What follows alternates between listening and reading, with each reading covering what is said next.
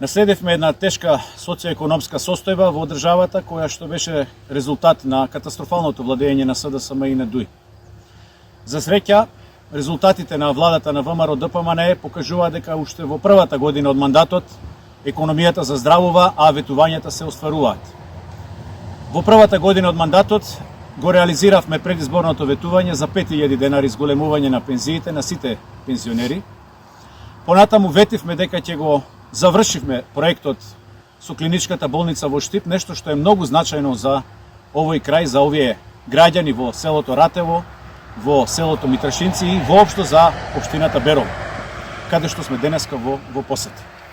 Она што е многу значајно е тоа дека во наредниот период владата предводена од ВМРО ДПМНЕ и премиерот Христијан Мицкоски ќе се насочи на инфраструктурно градење на овој дел од државата кој што беше заборавен од претходната власт.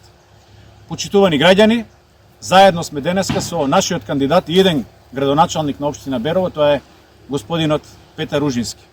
Заедно да ги слушнеме проблемите на граѓаните, работите со кои што тие се соочуваат и имаат да ни ги предложат за да ги ставиме во нашата програма.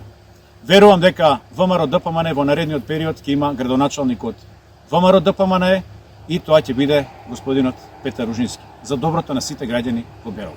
Ви благодарам.